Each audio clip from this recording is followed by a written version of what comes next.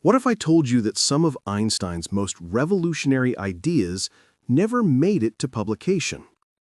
What if the papers he kept hidden in his desk could have changed everything we know about physics, time, and reality itself? And what if one of those papers contained a mistake so embarrassing that Einstein literally tried to have it destroyed? Stay with me, because what you're about to discover might completely shift how you see one of history's greatest minds. Albert Einstein. The name alone brings images of wild hair, chalkboards filled with equations, and that famous tongue-sticking-out photo. We know him for relativity, E equals mc squared, and basically reshaping how we understand the universe. But here's what most people don't know. Einstein had a whole other side to his work, a hidden side. Papers he wrote but never published, ideas he explored but kept locked away, theories he developed in secret notebooks that barely anyone has seen. And the question we need to ask is why? Why would someone who changed the world hold back his most intriguing thoughts? What was in those papers that made him decide the world wasn't ready? Or maybe he thought he wasn't ready. Today, we're going deep into the Einstein papers that history almost forgot, the ideas that stayed in the shadows. And trust me, some of this stuff is absolutely mind-bending. But before we dive into the theories themselves, I need to tell you about the one paper that haunted Einstein until his final days. A paper that reveals something shocking about genius itself. Let's start with something that consumed Einstein for the last 30 years of his life, the unified field theory. Now, you might be thinking, okay, what even is that? Simple explanation. Einstein wanted to find one single theory that could explain everything in physics. He wanted to unite gravity with electromagnetism. He wanted to show that all the forces in the universe were actually just different aspects of one fundamental force. One equation to rule them all, if you will. Sounds ambitious, right? Well, that's exactly what Einstein spent decades working on. And here's the thing. He never published a complete version. He came close, he had drafts, he had notebooks filled with calculations, but he never felt it was ready. He never felt he had cracked it completely. And those papers, those unpublished attempts at the unified field theory, they're scattered across different archives. Some are in Princeton, some are in Jerusalem. Some were only discovered decades after his death. What's fascinating is how obsessed he became with this idea. While the rest of the physics world moved on to quantum mechanics, Einstein was still chasing this dream of unification. He believed there had to be an elegant, simple explanation for how the universe worked. He couldn't accept that reality was random or probabilistic, like quantum theory suggested. He famously said that God doesn't play dice with the universe. This wasn't just stubbornness, it was a philosophical stance. Einstein believed in order, in beauty, in a universe that made sense at its core. So he kept working on this unified field theory even when colleagues told him it was a dead end, even when younger physicists thought he was wasting his time. The unpublished papers show his process, the trial and error, the brilliant insights mixed with dead ends. He tried using different mathematical frameworks. He experimented with new ways of thinking about space and time. Some of his approaches were incredibly creative. Others led nowhere. But what's really interesting is that modern physics is still trying to do exactly what Einstein attempted. String theory, loop quantum gravity, all these current theories are essentially chasing the same goal, a theory of everything, one framework that unites all forces. So Einstein wasn't wrong to chase this dream. He was just ahead of his time. Or maybe the mathematics wasn't developed enough yet. Or maybe, just maybe, he was onto something that we still haven't fully understood. The unpublished papers show equations that don't quite work, but have interesting properties. Approaches that seem promising, but hit mathematical walls. and annotations in the margins where Einstein questions his own assumptions. It's like watching a genius think in real time, struggling, doubting, pushing forward anyway. Think of it like this. Imagine you're trying to assemble a massive jigsaw puzzle, but you don't have the box with the picture on it. You don't even know if all the pieces are there. And every time you think you found how two pieces fit together, you realize they don't quite click. That was Einstein's experience with the unified field theory, except the puzzle pieces were mathematical concepts so complex that only a handful of people on Earth could even understand what he was attempting. And the picture he was trying to create? Nothing less than the fundamental structure of reality itself. Here's what nobody tells you about this obsession. In 1955, just days before Einstein died, he asked for his latest equations on the unified field theory to be brought to his hospital bed. His last act as a scientist wasn't giving some profound final statement, it was scribbling more attempts at solving this problem. He died with the puzzle incomplete. But here's the question that keeps physicists up at night. What if those final equations, those last desperate attempts, contained a clue that we've all missed? What if the answer was right there, hidden in plain sight, and we just don't have the eyes to see it yet? We'll come back to that question. But first, we need to talk about Einstein's obsession with something even stranger than unifying forces, his secret exploration of time itself. And what he discovered in his private notebooks will make you question everything you thought you knew about past, present, and future. Now, let's talk about something even more mysterious. In the 1930s, Einstein kept a personal notebook, not for publication, not for colleagues, just for himself. And in this notebook, he explored ideas about time that went way beyond his published work on relativity. See, we know Einstein revolutionized our understanding of time with special and general relativity. Time is relative. Time can slow down or speed up depending on velocity and gravity. Clocks tick differently depending on where you are and how fast you're moving. That's the stuff that made it into textbooks. But in his private notebooks from the 30s, Einstein was playing with even stranger ideas. He was questioning whether time itself was fundamental or emergent. He was exploring whether the past, present, and future all exist simultaneously. He was considering whether our experience of time flowing forward is just an illusion of consciousness. And he wrote these thoughts down, but never published them. Why? Probably because they were too speculative, too philosophical, too far from what could be proven experimentally. But reading these notes now, they're incredible. Einstein wondered whether the universe could be thought of as a four-dimensional block where all moments exist at once. Past, present, future, all laid out like pages in a book. And we just experience one page at a time because of how our consciousness works.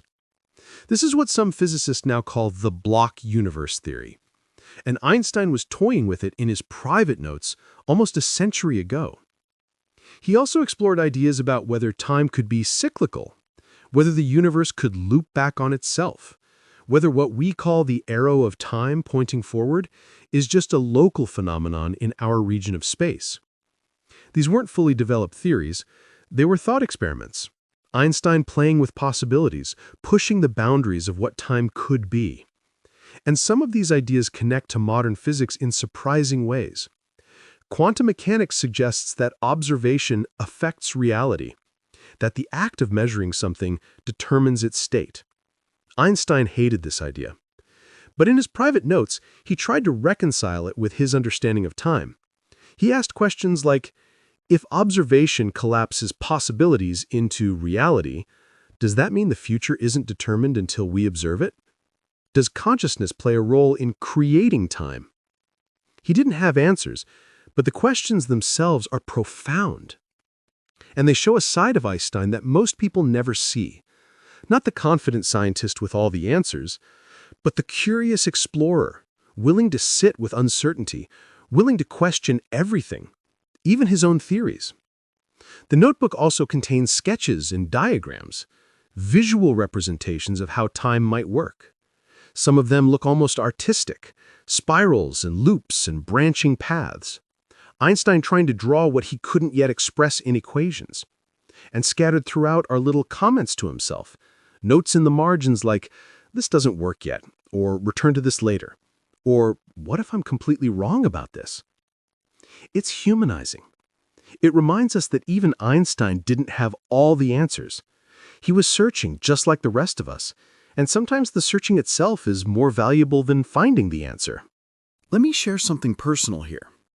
When I first read through Einstein's private notebooks, I felt this wave of relief wash over me. You see, I've always struggled with feeling like I need to have everything figured out before I share an idea.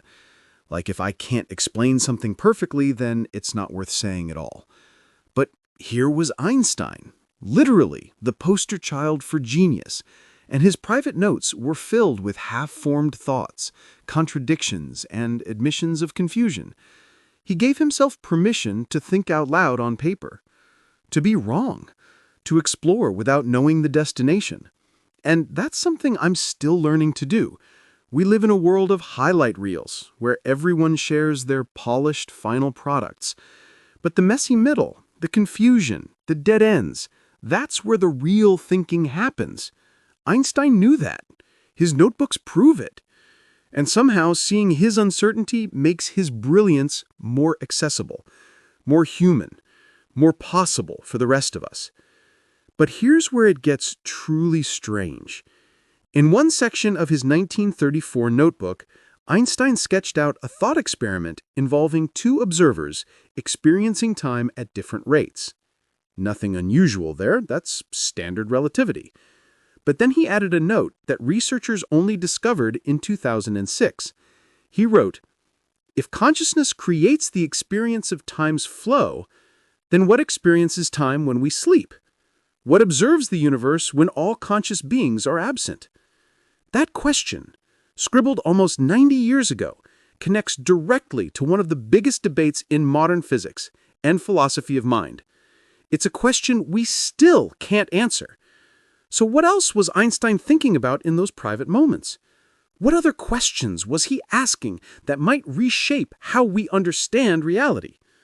Hold that thought, because we need to talk about the side of Einstein that almost nobody discusses, his political writings, and the shocking reason he kept some of his most passionate beliefs hidden from the world.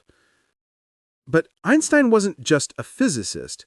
He was deeply concerned with the world around him, with politics, with society, with the human condition. And he wrote extensively about these topics too, most of it unpublished during his lifetime. See, Einstein was a pacifist. He opposed war. He spoke out against nationalism. He believed in world government and international cooperation. And during his life, especially during the rise of fascism in Europe, he wrote passionate letters and essays about these beliefs. Some were published. Many were not. The unpublished political writings show Einstein grappling with difficult questions. How do you promote peace in a world that seems addicted to violence? How do you fight against tyranny without becoming tyrannical? When is it justified to use force to stop a greater evil? Einstein fled Nazi Germany in the 30s. He saw firsthand what happens when hatred and authoritarianism take hold, and it shook him deeply.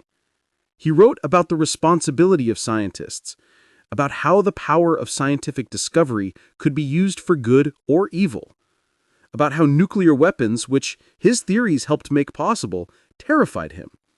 He actually wrote a letter to President Roosevelt warning about the possibility of atomic bombs.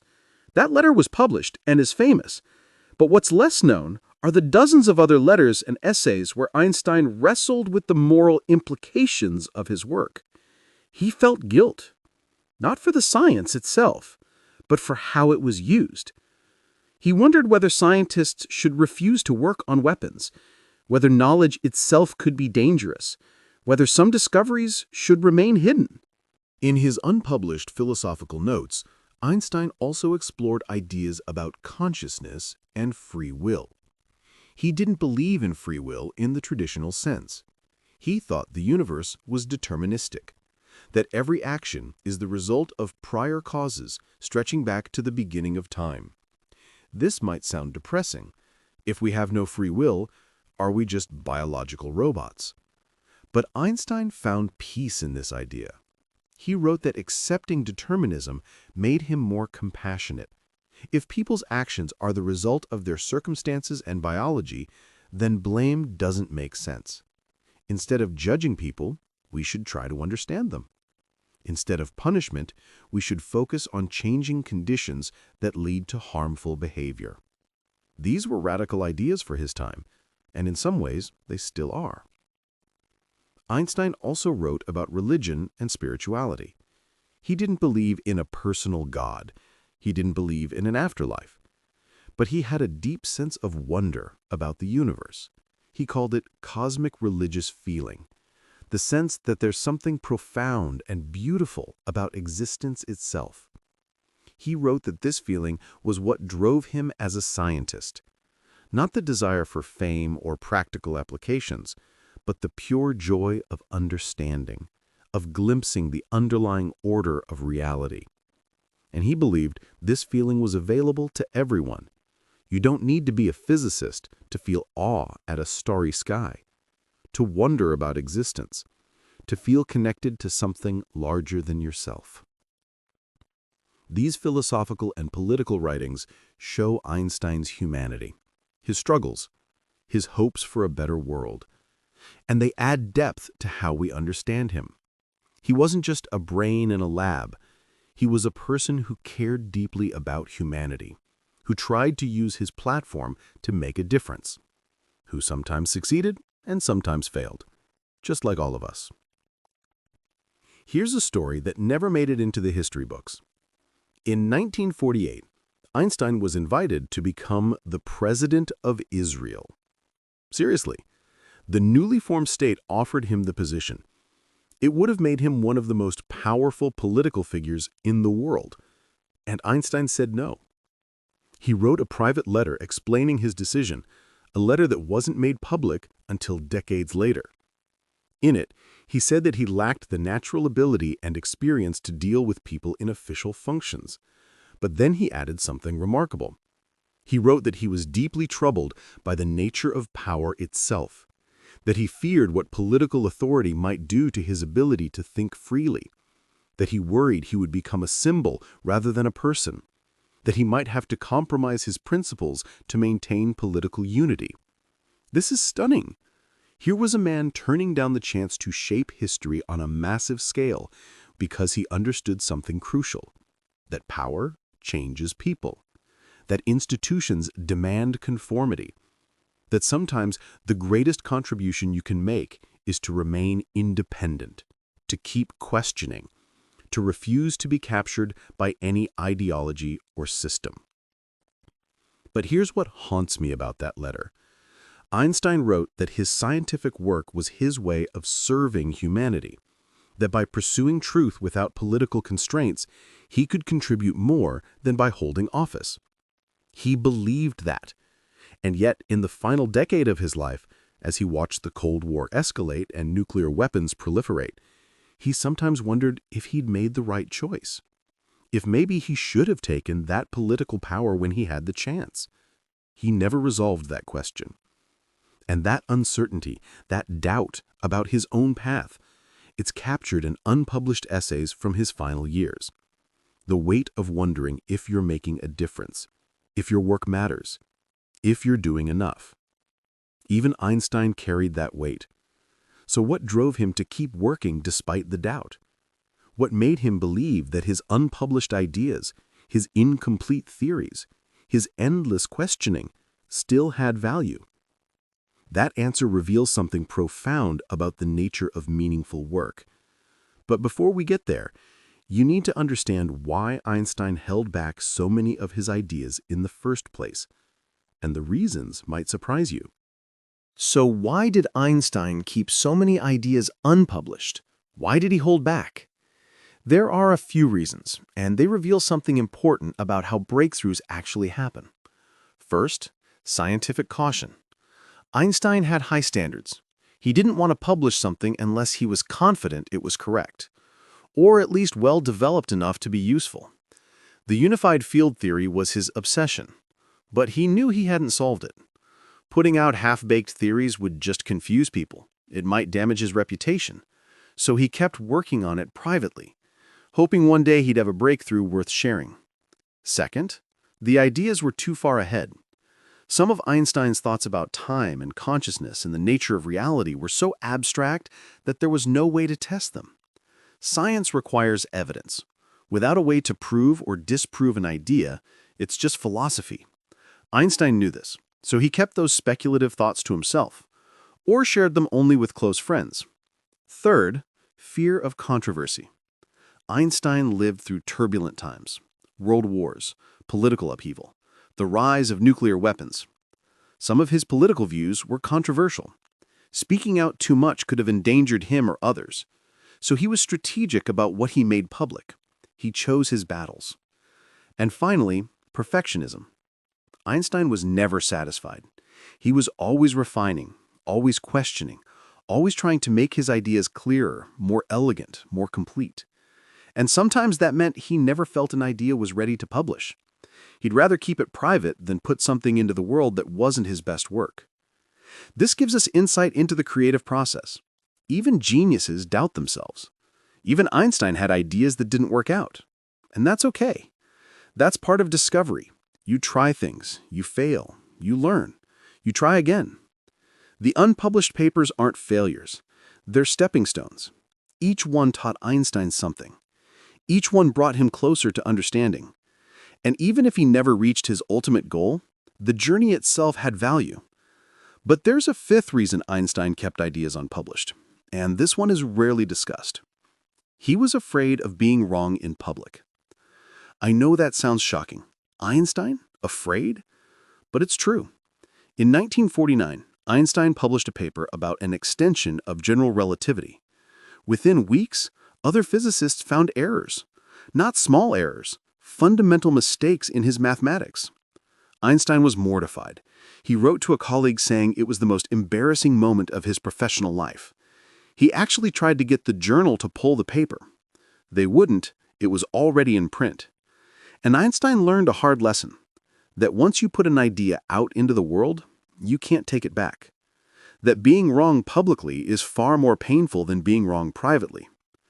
After that experience, he became even more cautious about publishing, even more protective of his incomplete ideas. He'd rather die with theories unfinished than risk another public humiliation.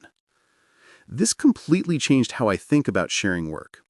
We're told to put ourselves out there, to ship before we're ready, to embrace failure as learning. And there's truth in that.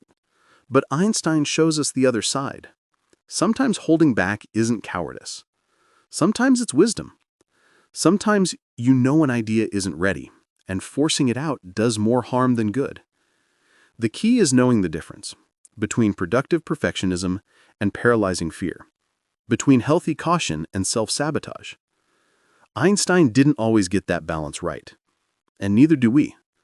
But watching him struggle with it, seeing his doubt in those unpublished papers, it makes me feel less alone in my own struggle with when to share and when to wait. But here's the paradox. Einstein's unpublished work, the stuff he deemed not good enough to share, is now teaching us things his published work never could. So what exactly are we learning from these forbidden ideas? And why are physicists today returning to Einstein's rejected theories with fresh eyes?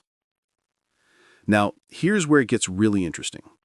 What can we learn from these unpublished ideas today?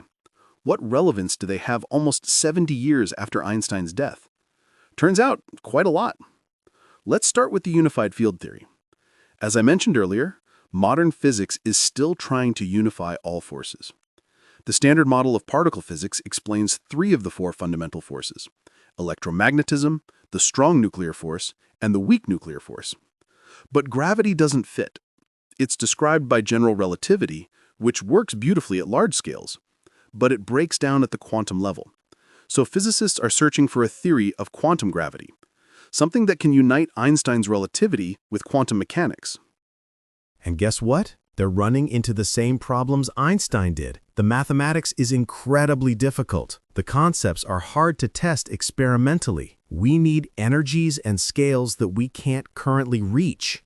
But Einstein's unpublished work provides clues. Some of the mathematical techniques he tried are being revisited. Some of his intuitions about the geometry of spacetime are inspiring new approaches. He may not have solved the problem, but he mapped out some of the territory. He showed what doesn't work, which is valuable information. Then there's his notes on time.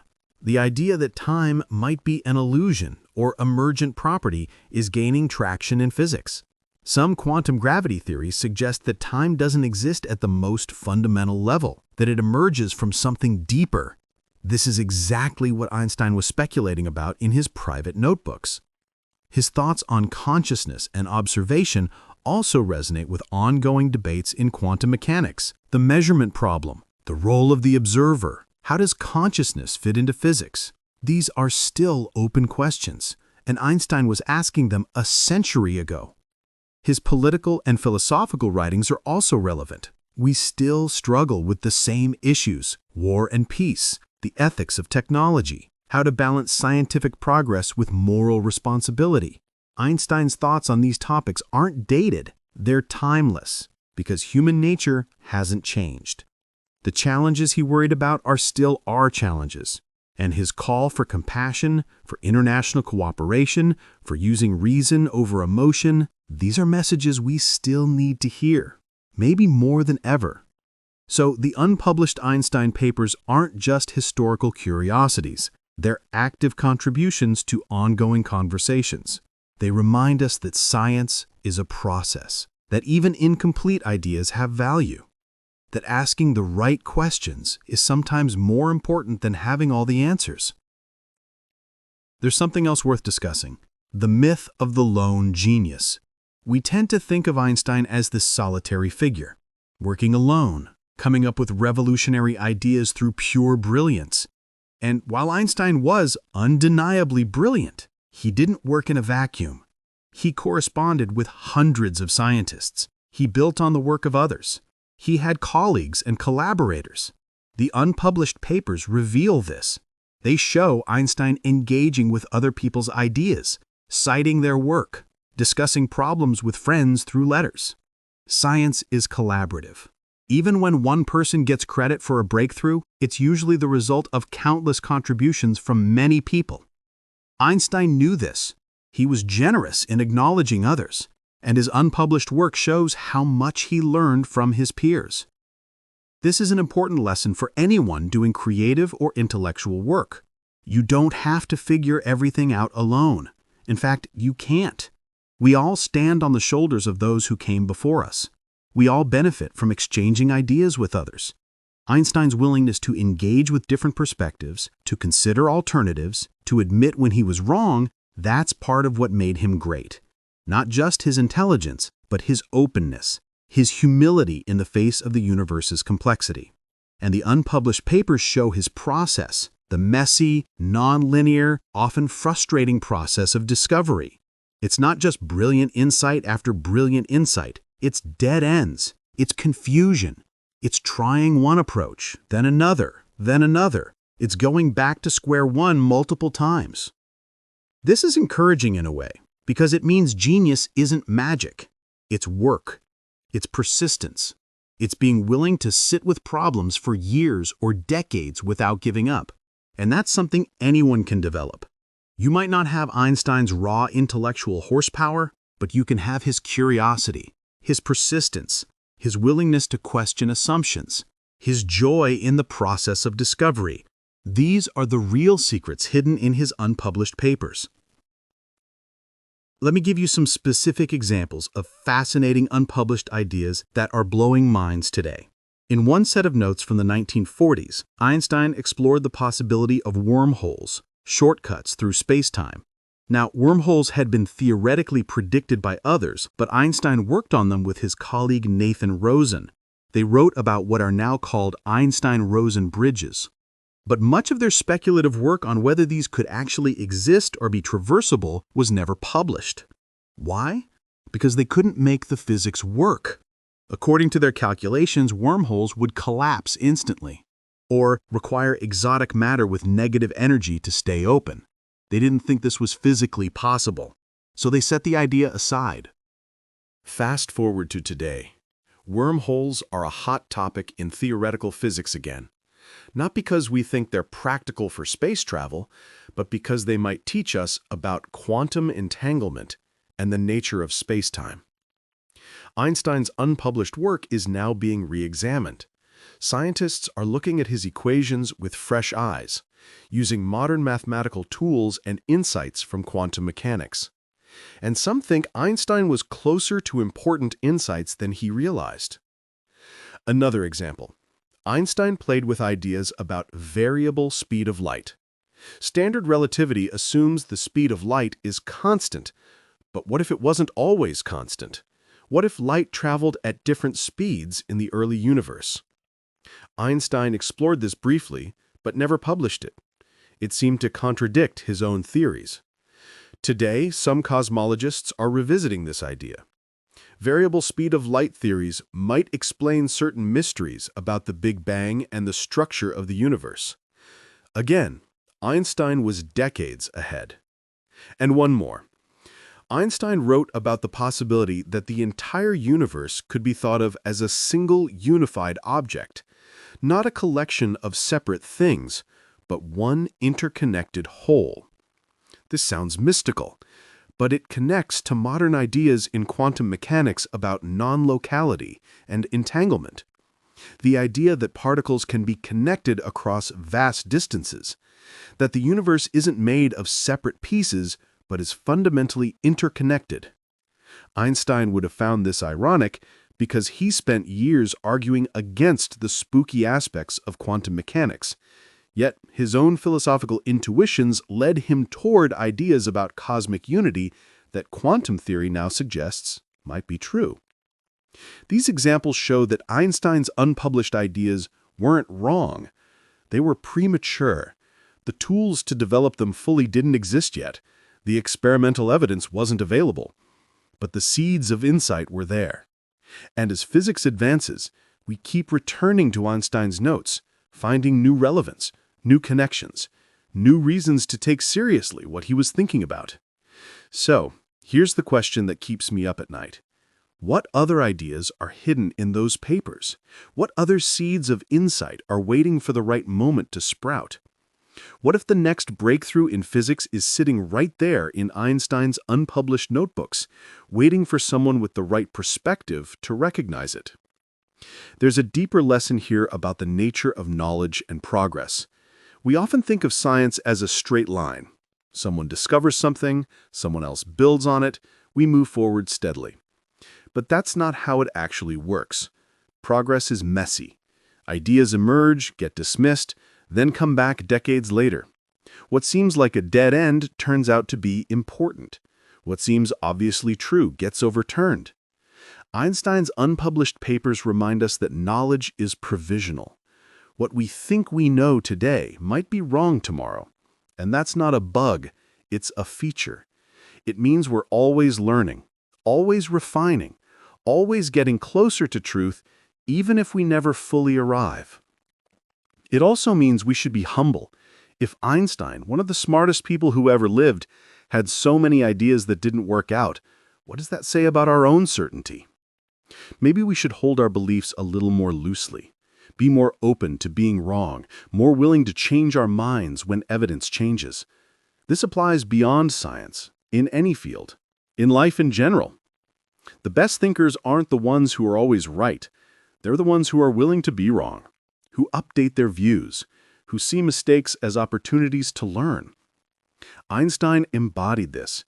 His unpublished papers are full of self-corrections, of him arguing with himself, of him trying on different ideas, like trying on different coats to see which fits. That's the mark of real intelligence, not having all the answers, but asking better and better questions, and being honest about what you don't know. Think of knowledge like a vast, dark ocean. What we know, what we've proven and published and put in textbooks, that's like the small circle of light from a flashlight beam hitting the water's surface. It illuminates a tiny area, enough to see some things clearly. But all around that circle of light is darkness, the unknown. And here's the thing. The bigger your circle of light gets, the more you can see. But also, the larger the boundary becomes between what you know and what you don't know. The more you learn, the more you realize how much you don't know. Einstein's published work expanded that circle of light enormously. He illuminated huge swaths of reality that were previously dark. But his unpublished papers? Those were him standing at the edge of that circle of light, shining his flashlight out into the darkness, trying to see just a little bit further. Most of what he saw out there was unclear, shadows and shapes that might be something or might be nothing. He couldn't be sure, so he didn't publish it. He kept those observations to himself. But now, decades later, we're standing at that same edge. Our circle of light has expanded. We can see a bit further, and we're realizing that some of those shadows Einstein saw, they were real. They were the outlines of truths we're only now beginning to understand. That's why his unpublished work matters, not because it gives us answers, but because it shows us where to look. It points toward the darkness and says, there's something out there. Keep searching. Now let's address something important. Some people hear about Einstein's unpublished work and think there's some conspiracy, like mainstream science is hiding his real breakthroughs, or there's some secret knowledge being suppressed. Let me be clear. That's not what's happening. Einstein's papers aren't secret. They're archived. They're available to researchers. Many have been published posthumously in collected works and academic editions. The reason they weren't published during his lifetime is simply that Einstein chose not to publish them, because he didn't think they were ready, or correct, or worth confusing people with. There's no cover-up, no hidden technology, no suppressed theories that would revolutionize everything if only they were released. That's not how science works. If there was something revolutionary in Einstein's papers, scientists would be excited about it. They'd want to develop it further. They'd want credit for building on Einstein's ideas. The actual story is more nuanced and more interesting.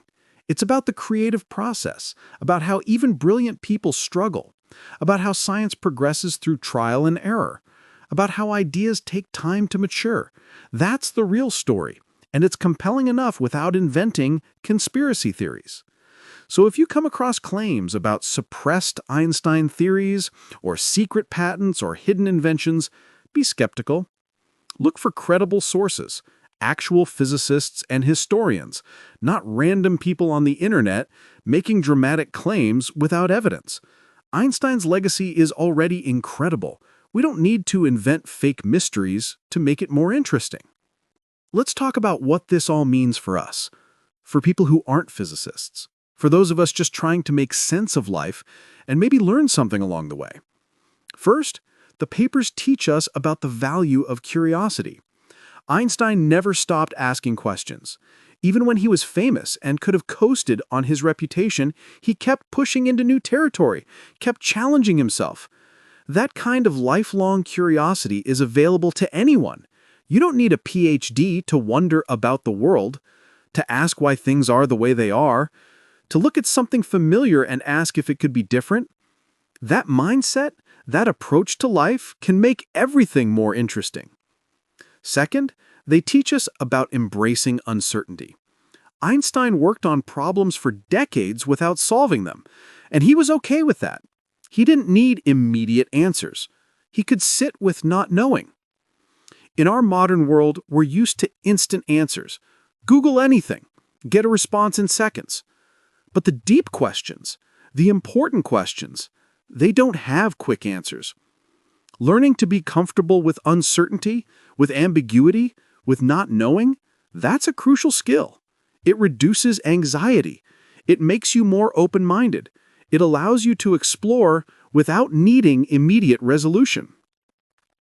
Third, they teach us about the importance of doing work that matters to you, even if others don't understand, even if it's not practical, even if you might fail.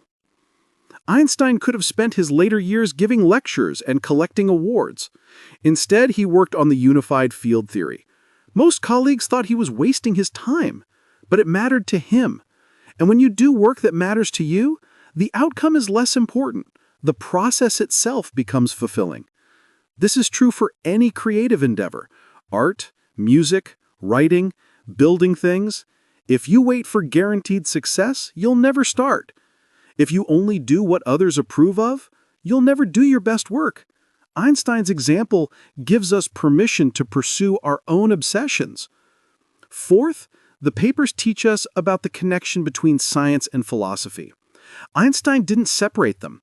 He thought deeply about meaning, purpose, reality, consciousness.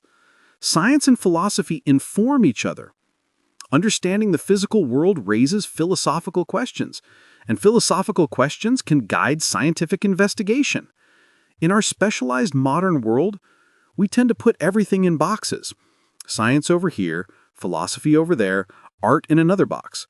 But the most interesting thinking happens at the intersections, when you bring different perspectives together.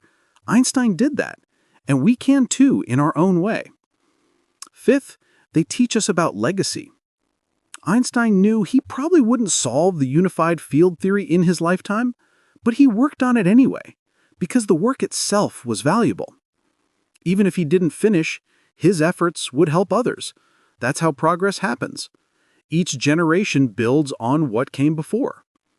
You don't have to change the world single-handedly. You just have to contribute, to add your piece to the puzzle, to leave things a little better than you found them. That's enough. That's meaningful. And finally, the papers teach us about being human. Einstein wasn't a perfect superhuman genius. He was a person with doubts and fears and questions, who struggled with his work, who made mistakes, who didn't have all the answers. And that's beautiful, because it means genius is human. Excellence is human. You don't have to be perfect to do great things. You just have to care, to try, to persist. Einstein's unpublished papers show us his humanity, and in doing so, they show us our own potential. We're all capable of asking deep questions, of pursuing understanding, of contributing something meaningful. Maybe we won't revolutionize physics, but we can approach our own lives and work with the same curiosity, persistence, and humility that Einstein demonstrated.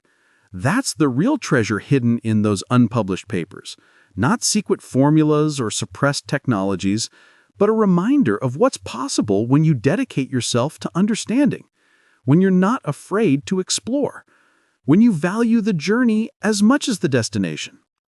Looking at Einstein's life and work as a whole, including the unpublished material, a picture emerges. Not of a man who had everything figured out, but of someone who remained curious until the end, who wasn't afraid to be wrong, who pursued beauty and understanding for their own sake. In an age where we're often told to optimize everything, to be efficient, to focus only on what's practical, Einstein's example is refreshing. He spent decades on a problem he couldn't solve, not because it would make him money or fame, he already had those, but because the question itself was beautiful, because understanding the universe at that deep level would be worth it. Even if he never got there, the attempt had meaning. Think about how radical that is, how countercultural. We live in a results-oriented world. Show me the output. What's the return on investment? What's the practical application? But Einstein shows us another way, the way of pure curiosity, of doing things because they're worth doing, of pursuing knowledge for its own sake. And here's the thing, that approach often leads to unexpected breakthroughs. Relativity wasn't developed to make GPS systems possible, but it did. Quantum mechanics wasn't created to build computers, but it did. When you pursue understanding deeply enough, applications emerge, but they're not the point. The point is understanding itself. This is important to remember because it's easy to get caught up in utility, in justifying everything by its usefulness. But some things are valuable simply because they're true, or beautiful, or help us make sense of existence. Einstein understood this, And his unpublished papers are full of that spirit, of exploration for its own sake, of wonder, of that cosmic religious feeling he wrote about, the sense that we're part of something vast and mysterious and worth understanding.